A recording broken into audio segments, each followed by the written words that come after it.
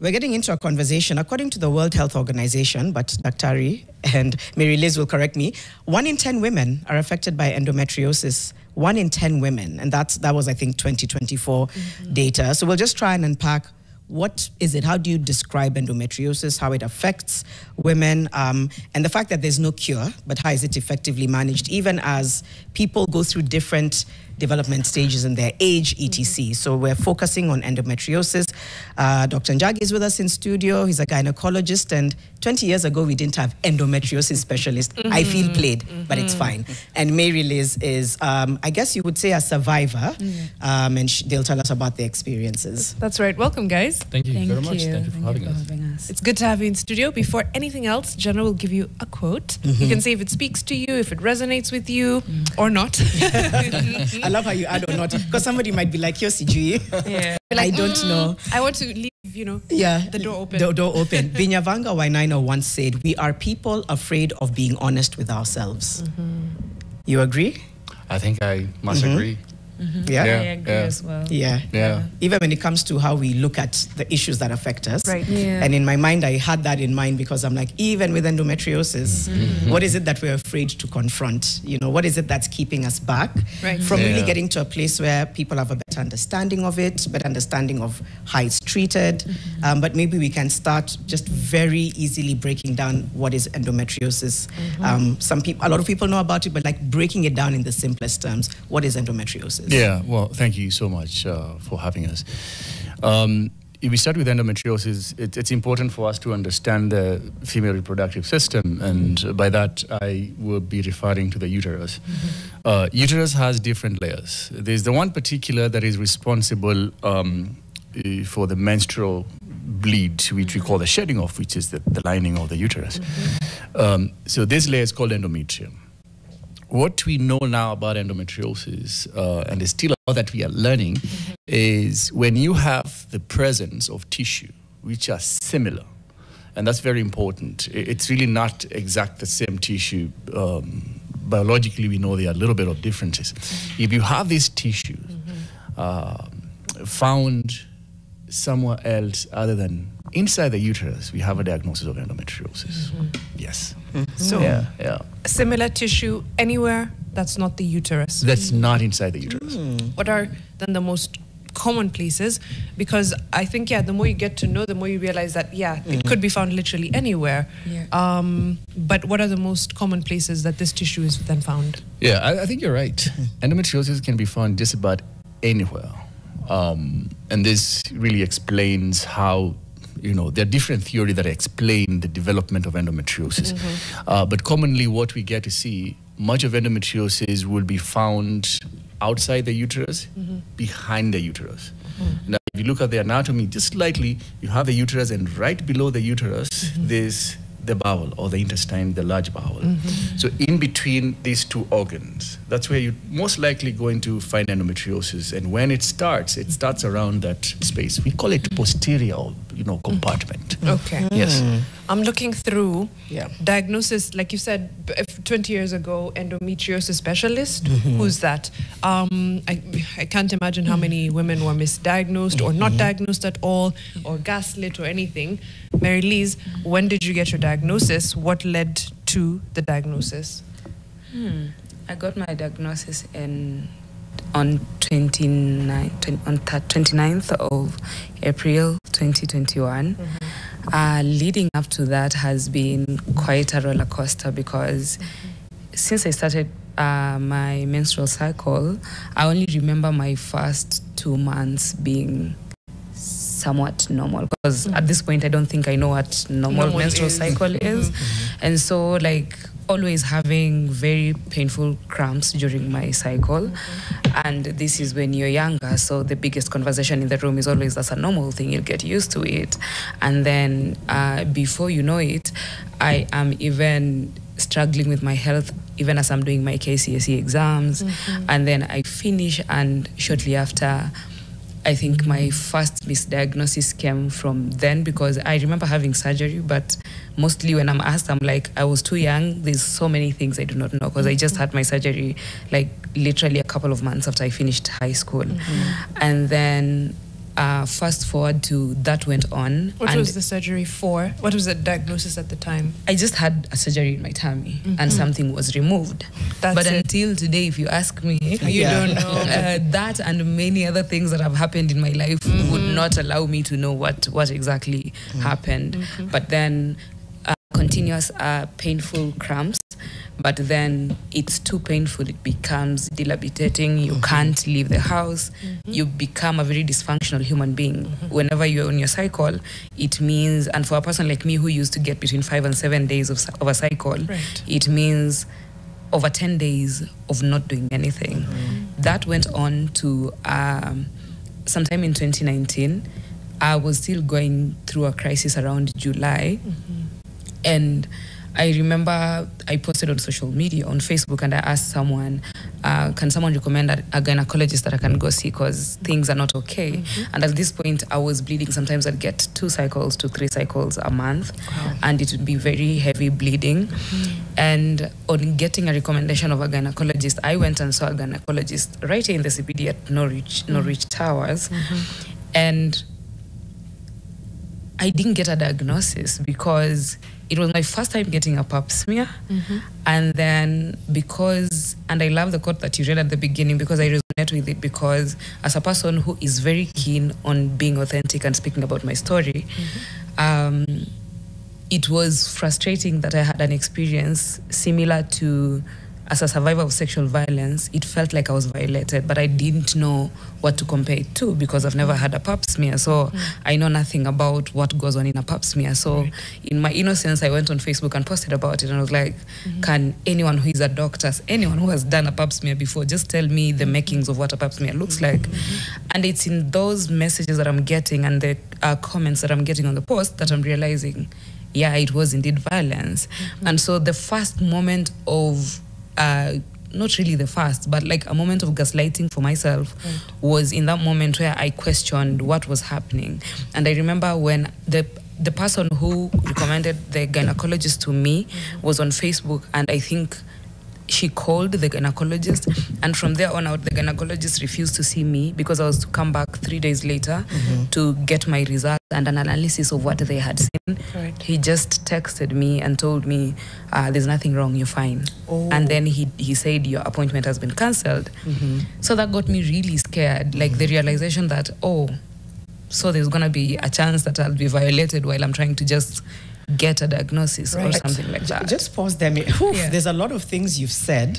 Because I want to bring in Dr. Njagi, and sorry for your experience. You've actually said something, because a lot of people, if you're not explained to this is what's going to happen for a pap smear, I'm going to do ABC, then it's easy to look at it as something that's a violation. It's unfortunate that that wasn't even explained to you.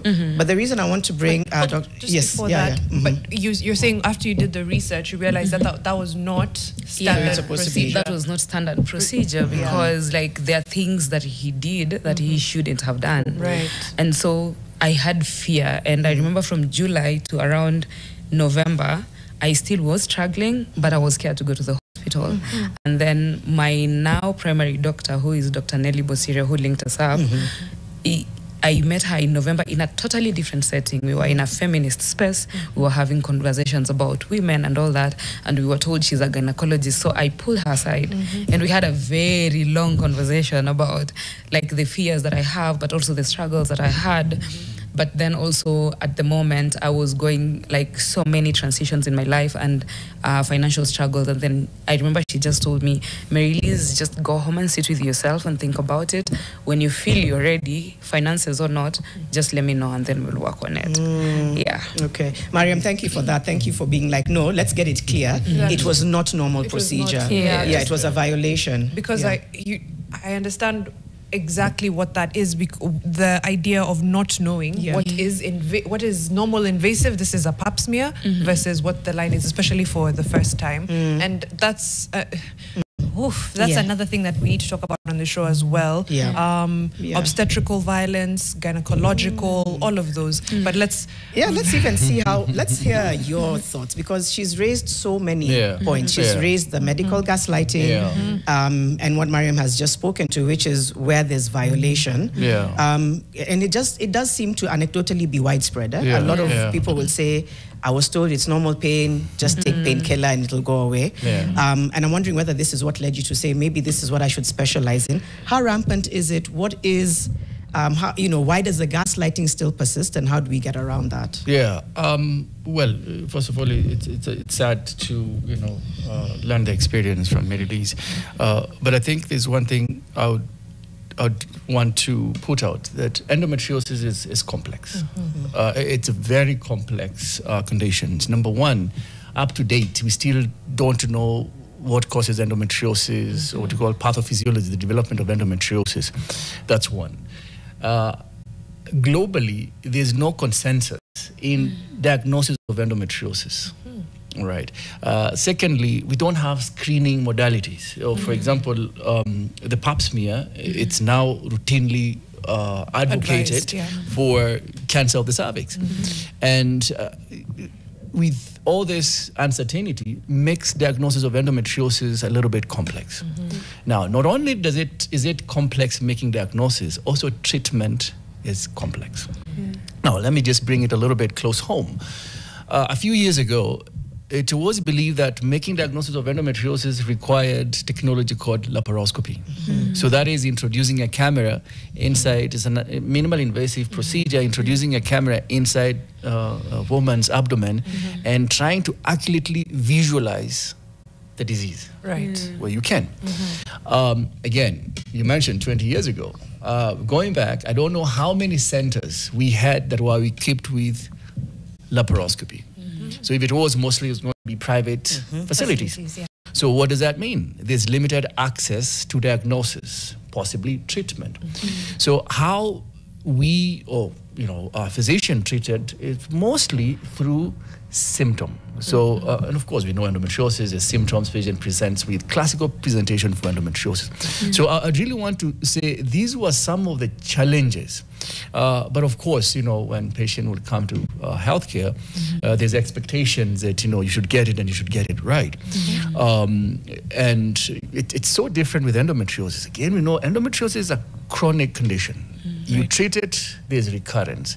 You catch it late. Now, through what I've mentioned, is going to lead to delayed diagnosis. And we know, technically, it can take up to 8 years in Western world to make diagnosis of endometriosis.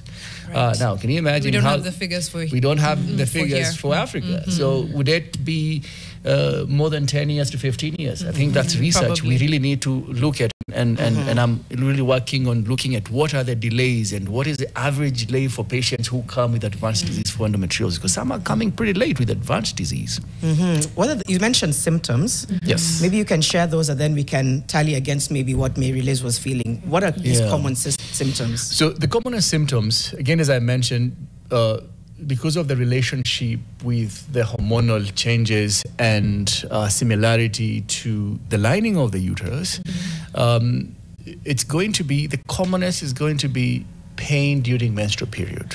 And that is classical. The data states that almost 80% of young girls or women who experience pain. By pain, I mean it's not the regular cramps that you'll get and, you know, you're okay, you can, you know, slide your day through, you know, the cramps, you don't need painkillers. So if you are going to plan your life around your menses, should it be pain, you're going to need painkillers. Your boss will learn that, oh, you know what, I think this, you know, next month at this particular time, I think, you know, Janet will be requesting for time off. Then that's absolutely not normal. Unfortunately, this starts as early as teenagers. So that is one of the classical presentation for endometriosis. Of course, as the disease advances, as I mentioned, where it's commonly found, there's going to be pain during sexual intercourse. It can infiltrate the bowel, pain passing stool. There's going to be infertility is another symptom. And of course, mental health. I mean, you can imagine, you've been gaslighting, you have this condition that you live through it, and you come to Dr. Njagi, and Dr. Njagi tells you, oh, no, we've done an ultrasound scan, everything is normal. This is what really, you know, kind of makes me a little bit unhappy, is when then we tell the patient, no, it's in your head. It's in your head. That is one of the myths. Or go get pregnant, and this pain is going to go away. And this is an 18-year-old. We'll come to that. We'll come to that. Just a second, doc. Just a second. Go slow. No, because we have to. We'll come to again those the gaslighting around endometriosis. But I want to stick to the pain. What level? And you've explained it as, oh, you don't need a painkiller and this and that. What level of period pain is normal, truly? What is debilitating? When should you seek, medical advice? What is normal? I would really say what you call as normal, as pain is not normal, literally. And I think that's the only way I can put it. Because there's difference between cramping and pain. So the cramping in itself, what literally is happening during the menses, the uterus is literally contracted because it's a muscular structure. So it's cramping for two reasons. Number one is to expel the content that are shedding off. And secondly is to kind of compress on the blood vessels. So you're going to get this cramping, which I would say you can tolerate. But again, I want to emphasize, to a point whereby young girls will have to go and get pain medications from the nurse. They are not going to attend class. Oh, come on, that's absolutely not normal. We were talking about this earlier. Mariam was like, make me understand. Because the threshold medication for pain is like, I don't know. It's a regular. It's like, could you survive without it? Probably. But is it better with it? Definitely. So I guess he's saying it's to be wary of. Pain. The pain threshold one is a very difficult conversation because one person's resilience is not the same. Is not the same, and also I think we are built to be strong, which is why you're like, oh, it's okay, just take a painkiller. When you do those, what is it called? The simulators. Even the slightest pain, men are like, I wanted to die. Yes, I've done actually that with the my simulator. friends. But I wanted to ask now, based on what Dr. Njagi has said, Marylize, the symptoms that presented for you. You've talked about pain, heavy bleeding. You've talked about having a cycle 3 times in a month. So those are all similar. Anything else that he hasn't mentioned that was also just kind of unique to your experience? So, like, while we are still at the cycle, I went from very painful cycle to having more than one cycle. And then it got to a point where sometime in 2023 and last year, I would have a prolonged cycle. Like the longest that mine has gone, that I have a clear memory of, is 21 days of constantly bleeding. In that moment, I remember I was anemic because I had to be prescribed like iron medication. I couldn't do simple basic tasks like getting up to make Indomie for myself. And I'm saying this as a person who loves making myself a meal at home. I couldn't even make Indomie. I couldn't. Walking around the house was such an exhausting task. So you're constantly always exhausted. And then as a person who never used to get headaches, you would get something that simulates a headache. It's not a headache, but you feel so much pressure in your head that you feel like something is going to explode in your body, but you're not sure which part of your body is going to explode at some point. So I felt a lot of that.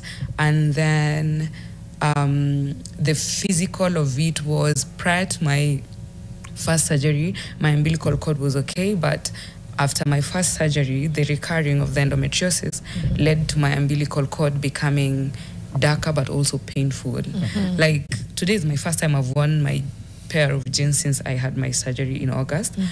But then I remember I would wear, but sitting like this, sitting was not my favorite activity. But I either want to be lying down or to be standing up, because when I'm sitting, the pressure on your everything is right here.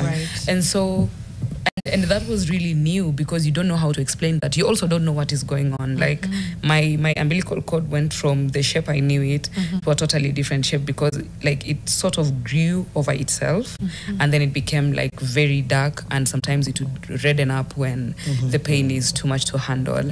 And then, yeah, I think pretty much those, and the mental aspect of it, you feel overwhelmed, because just as much as all that is going on, life is also going on. You have bills to pay, you have responsibilities to meet. And then I think this one is not a symptom per se, but like an extension of my experience as a person who doesn't have an immediate family to call to and all that.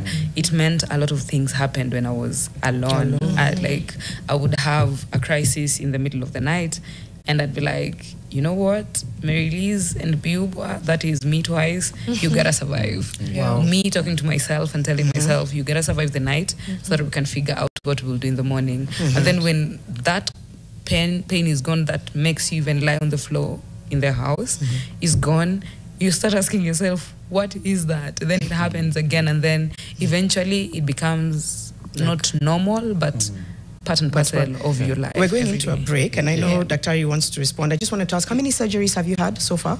I've had, minus the one in 2010, because I don't want to speak about something I'm not clear about, but I've had two, the one in 2022 and then the one I had in August. Okay. You wanted to make a... Yeah, there's just something I just want to bring into context. I'm not sure if you had this coming up. Just to explain some of the symptoms here. So endometriosis has a cousin, who I think is a notorious cousin. And if you had it lined up, which is called adenomyosis. Yes. All right. And adenomyosis is a similar concept with this tissue similar to the lining. Now the only difference is that for adenomyosis, these tissues now, they are infiltrating the wall of the uterus. And now that can lead to similar symptoms Marylize is explaining. Heavy bleeding and pain is excruciating. And this is a totally different nightmare. The last one, remember we said endometriosis can just grow just about any part. Anywhere. And I really wanted to emphasize this. So whatever she had on her umbilicus, it's endometriosis.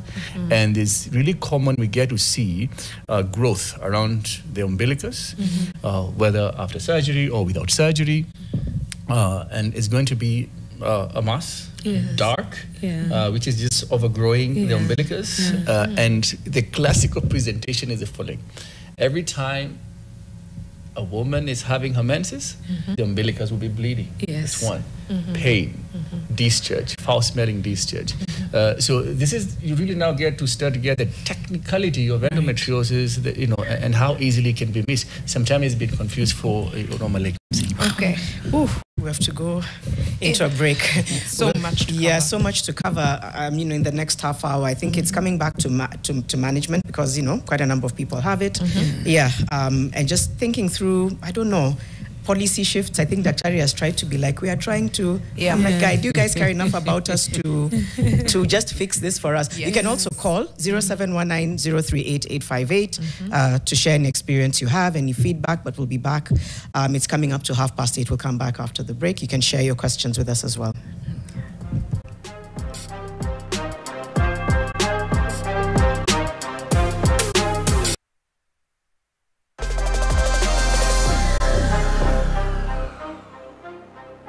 Good morning. My name is Joseph Odundo. Today I choose to fix the nation by talking about what is going on in East African community, mostly when we see what is going on in Tanzania. I had some people say that, or some leaders say that we should stop engaging in whatever is going on in Tanzania. Now, I choose to ask this question because whatever is happening in Tanzania will soon maybe spill out to our border country in Uganda. Then if it spills to Uganda, 2017 it's Kenya. Before they settle, we will be in Kenya. Now, you see what is happening around in Kenya? The same Gen Zs are not in school. They are finished university.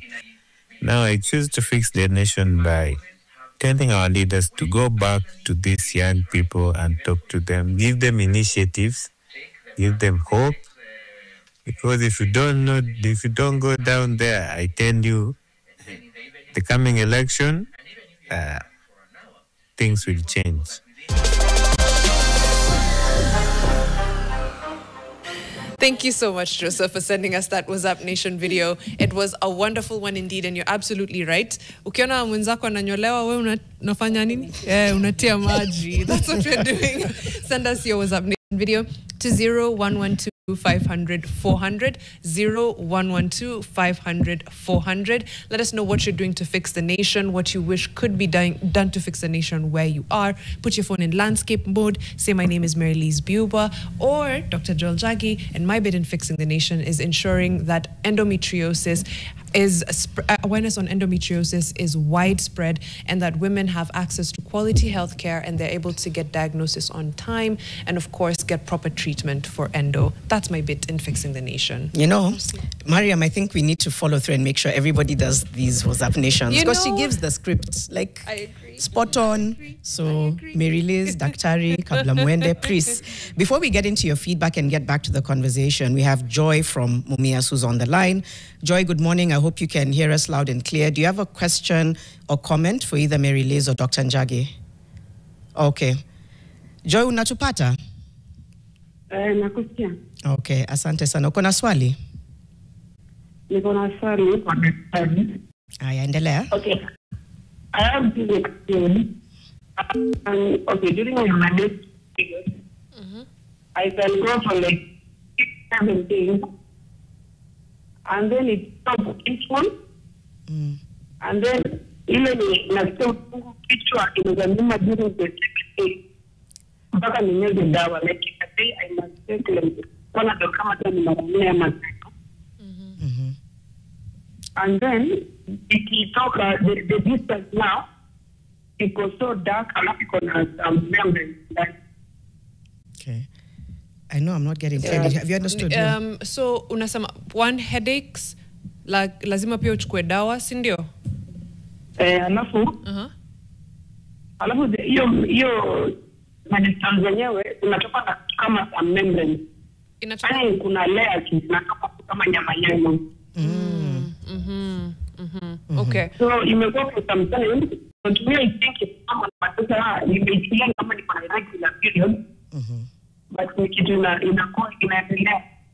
inaendelea tu sometimes. Naweza hata 7 days, 8. 7 days. Okay, asante Joy.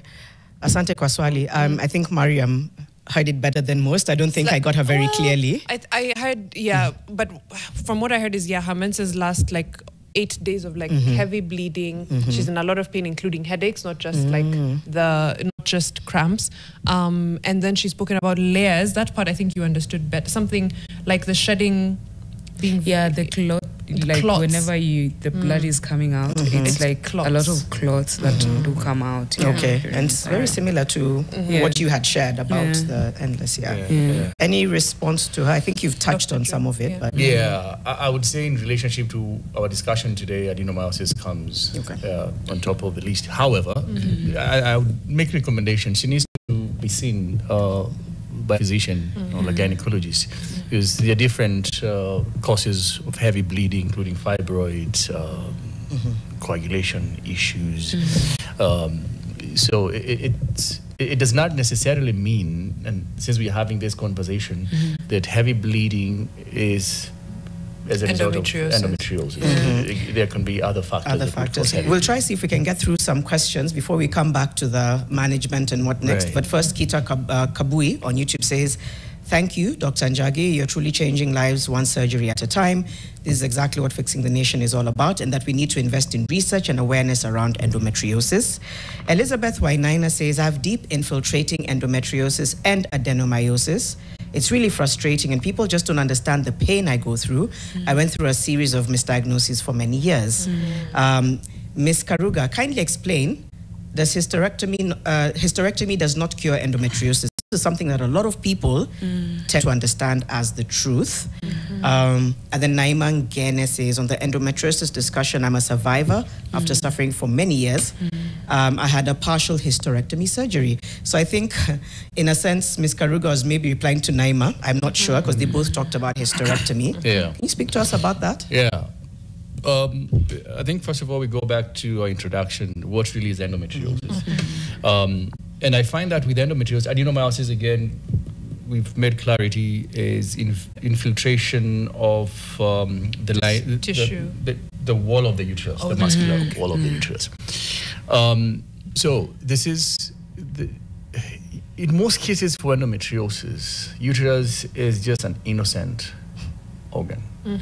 And sometimes I find we are quick to get out the uterus and leave the disease behind. So that's exactly why we say that hysterectomy or removal of the uterus doesn't do anything to endometriosis. And we are literally discouraging procedures which include the removal of the uterus for the management of endometriosis. Because remember exactly, let me, if I could use Marylize as an example, with the endometriosis that she had on the umbilicus, what does it have to do with the uterus? Absolutely nothing at all. However, it's important for us to emphasize that when we have adenomyosis, it's a little bit challenging. And at least adenomyosis has cured, then we have discussions. But the discussion should be surrounded on what is a patient's desire. Do they have fertility desire? This is the conversation should be surrounded, should be patient-centered. It should be patient-centered under all circumstances. So the moment we step out, then we are quick to, performing hysterectomies and so on. And finally, just to differentiate between partial hysterectomy, I think is what we call subtotal hysterectomy, and I think there's a lot of conversation going around retaining the cervix. We've really found that there's no data that showed evidence of value of leaving the cervix with especially adenomyosis. Actually, recommendation is when there's adenomyosis specifically, recommendation is have the cervix as well removed because the disease could be infiltrating to the cervix as well. So I think there are those factors. We have another caller that we don't want to lose. We'll come back and talk about pain management and that kind of thing. Halima from Nigeria, thank you so much for calling in. Do you have a question or comment this morning? Good morning, Halima. Hello. Good morning. How are you? Very well. What's your question for Daktari or your comment as far as the battle against endometriosis? Yeah, my question for the Daktari is I want him to talk about the elderly people that have this case, maybe not when they are young, or maybe this case was not diagnosed before, it's later on. Because for me now, I'm 50, I'm having the same issue, what he has discussed. The other lady, which I can't remember her name, I have same issue with her now. I'm struggling for over 5 years now. Thank you so much, Halima. I think that's an important context because, again, you would think that past a certain age. All those issues before is just now. Just now. 5 years. In your late 40s into 50. Late 40s to 50. Late 40s to 50. Okay. Thank you so much, Halima. Maybe Doc can respond. Yeah. I think this is another, I would say, myth that comes around endometriosis, where most people will say that, as women get to menopause, the symptoms goes away. Because we assume we relate it with the reproductive system and with the reproductive cycle. So then it's like, okay, I'm done. Now why aren't you done as well? And I think what exactly you're saying is, which is really wrong to think of endometriosis as a bad period. And so we say, no worries, just wait it out until menopause. So it does persist. So for her, absolutely. Is this, and is there a possibility of then noticing the symptoms? Because she's saying it's in her late 40s, mid to late 40s into 50 now, that she noticed these symptoms. And she's like, what Marylize described is very similar to what she's going through. But then again, throughout her reproductive life, nothing. Well, again, as much as I say that most patients will have pain, we have silent endometriosis, whereby you have endometriosis and the patient does not exhibit these cardinal symptoms, as we say, pain. And what we've seen is patients who will come in with only one complaint, infertility, tubal blockage, which is actually true because we know now data is showing that up to 50% of women who present with infertility, they could be suffering from endometriosis. So I think it's true. We can have endometriosis, severe disease. Sometimes patients come and we do ultrasound scan, which is a first line investigation, and you find they have deep endometriosis. Basically, what deep endometriosis means, the disease now is infiltrating tissues, possibly all the way to the bowel.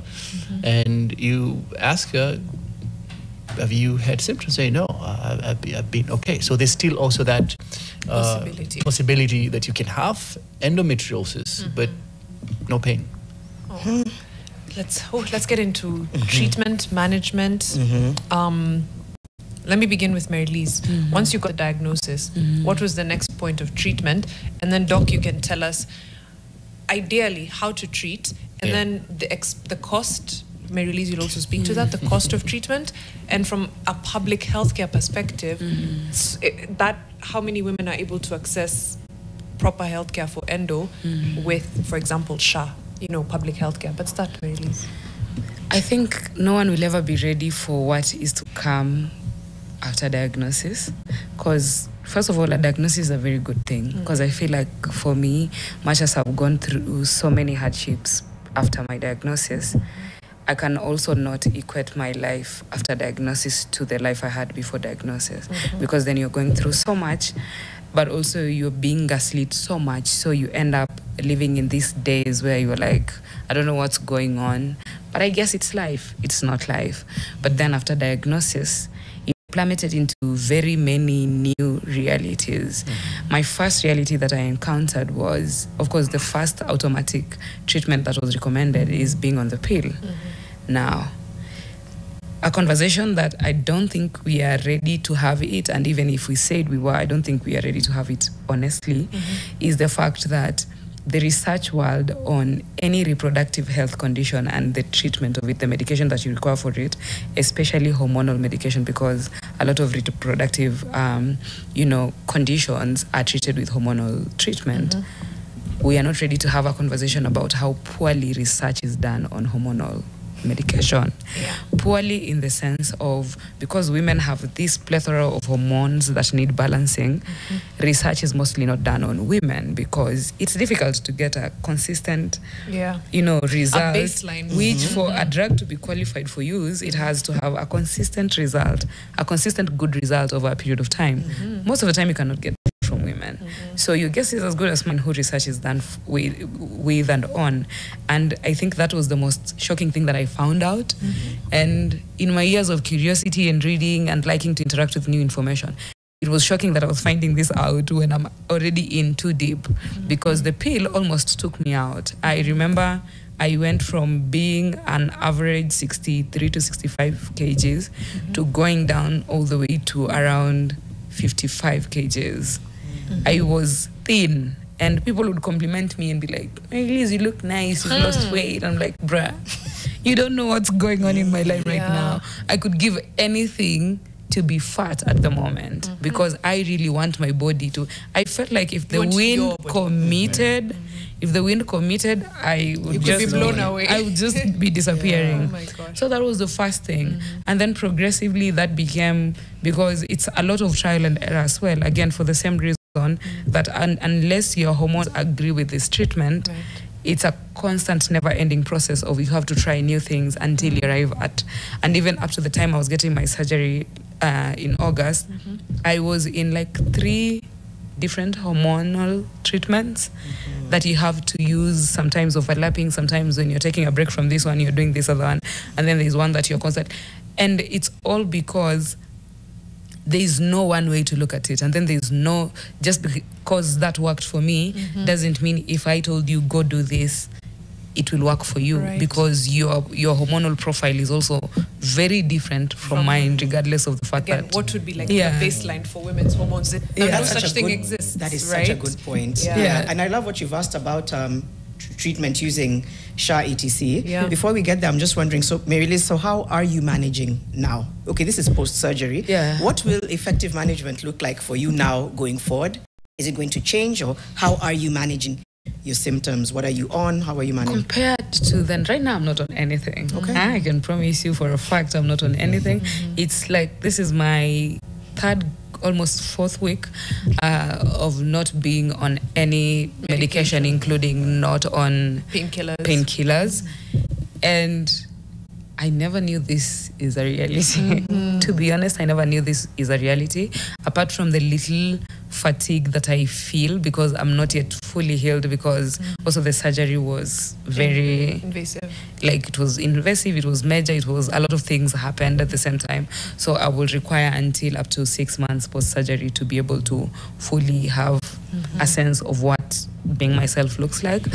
But I've been happier.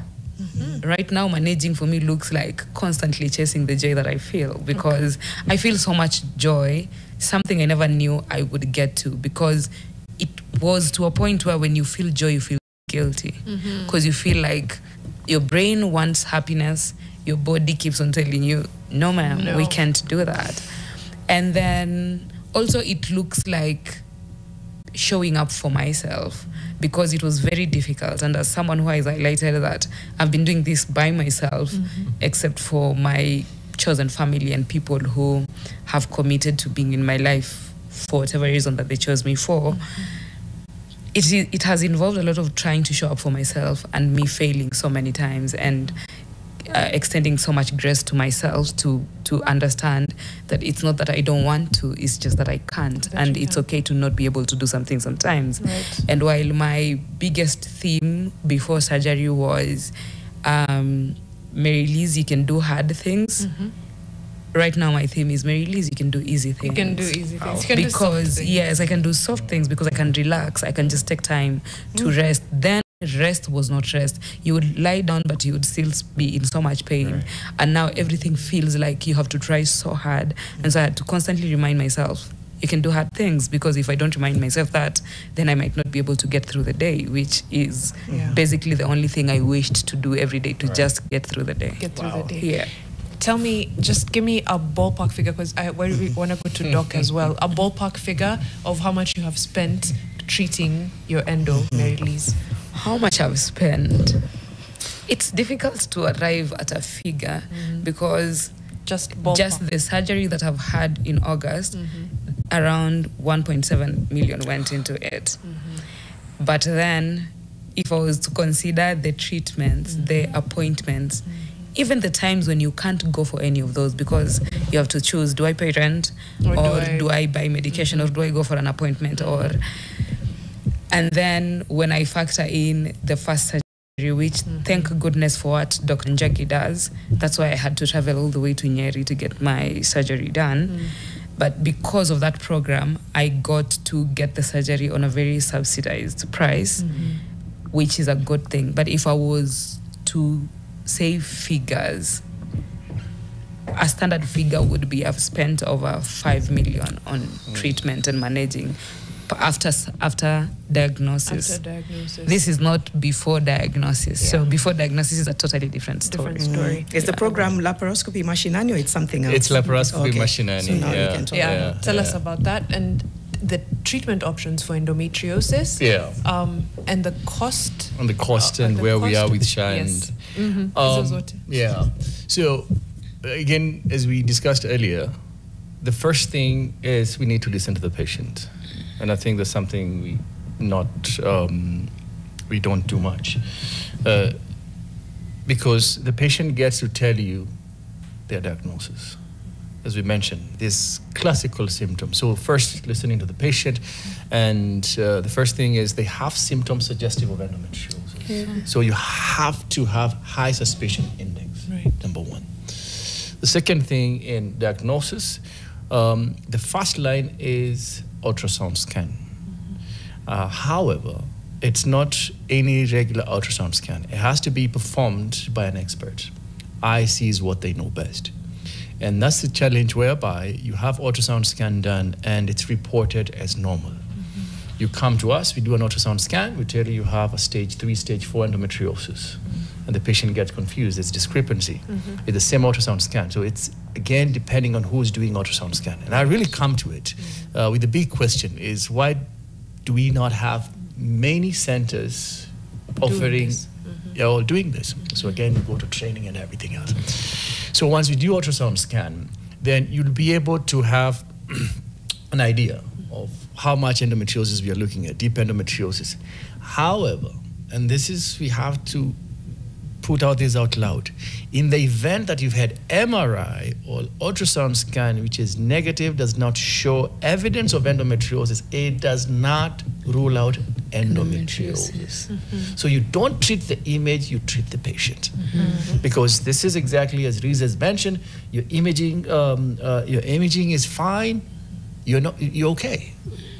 You dismiss the patient and the imaging. So there's that. Now, when we have done this, now we have an idea. If, for example, you come to me, I'll do an ultrasound scan and I'll be able to tell you, if you have endometriosis, how much endometriosis are we likely to be dealing with? If you have deep endometriosis, conversation change. What is your fertility plans like? How devastating your symptoms, what prior treatment. Now we go to treatment. Treatment is a bit challenging, and there are different options. So if you have early disease, we'll start with medical treatment. We try to be as less invasive as we can possibly do. And one is painkillers, which we know they don't do much. So if you're constantly taking painkillers, then of course you're just suppressing the pain, but next month or whatever is going to come back. So that really does not have much to. Of course, we know there's certain medication that are thought to reduce the inflammation, but they really don't address the endometriosis issue. However, and I think it's important for me to mention this in our conversation this morning, and this is one thing that is devastating me. We have so many young girls now, and I've seen enough, who have been put on medical treatment up the ladder to getting opioids. By opioids, I mean, morphine and, all that. And I'm still asking, how are they getting this access to this medication? It just blows my mind. Now, what happens? They're going to develop dependency. Now you have a bigger problem. We're building towards an opioid crisis. Exactly, opioid crisis. So, honestly, if you ask me, among teenagers and endometriosis, from what I'm seeing now, I think I have almost 5 young patients who have opioid crisis. What? It's horrifying. I mean, just really think about it. It's really horrifying. Some are completely zoned out, and it's just minimal disease, and we're thinking painkillers. Now, that's a total different conversation altogether. Yes. No, continue. Yeah. Now, so I would really say pain medication, and if patients are constantly being given pain medication, it's not going to work. Because you really need to address the root cause of the problem. Now, the next thing that we are going to go to will be hormonal treatment. Hormonal treatment, we can start with, pills, progesterone, and there are even harder medication for hormonal. Now, what we are trying to achieve with the hormonal treatment is to suppress the disease. It does not really do much. Some patients are going to respond, we are going to maintain. Some patients are going to respond, some are going to have side effects, so we really have to monitor that. What we say is the gold standard for management, not cure, of endometriosis is cutting out or excising out the disease. Now that's where now things get a little bit challenging. About a minute, but I know you also want to talk about that. Please go into that. Yes. And then, because we have literally 2 minutes. Yes. And then we'll go into, if it's possible to cover this under SHA as it stands. Yes. So now the surgical part is what makes it very difficult, because again, I said you need to do this laparoscopically. The equipment that we're using are a little bit expensive. Now I'm really glad that Marylize mentioned what the cost for her surgery came up to, and I think now SHA, what is giving for management of endometriosis is I think 130,000. And I think what I'm learning is that it's been declared that these are specialized conditions that we don't have enough expertise in the country, so patients can access this services abroad. Elsewhere. Yet we have expertise like sitting right in and front finally, of us. I think to me, and this is what we are now trying to do significantly, is we need to create awareness and we need to train. Yeah. All right, Doc, we'll need to do a part 2. I'm looking at the YouTube comments. I don't know if we'll be able to get through all of them. But Peter Kabui says, thank you. You're changing lives one surgery at a time. Nora says, I am dying, please. The pain around, okay, this is actually a different, you know, like, perhaps issue, but looking for help. And there's someone else who had said they've gone to the hospital several times. The doctor told me it's endometriosis. It's a lifetime battle. When I have my menses, I'm used to painkillers and injections, but nowadays it's not working anymore. So a lot of things like that. And someone else talking about deeply infiltrating endometriosis. Again, people don't understand what they're going through. The many cases of misdiagnosis, we read some of those. But the fact that it's so endemic and that we are not dealing with it systematically. When you say SHA covers surgery up to 130,000, she paid 1.7 million. Even if it was at a public facility and you even halved that, you're still at such a huge deficit. Thank you, Doc, and thank you, Marylize. Thank you so much. Thank you for the work you're doing, Doc. Marylize, thank you for sharing your experience. And I'm so glad that you're feeling better, that you, and I'm hoping that 5 months from now, you know, you'll be operating at 100%. And I'm hoping the same for every endo warrior in Kenya right now. Yeah.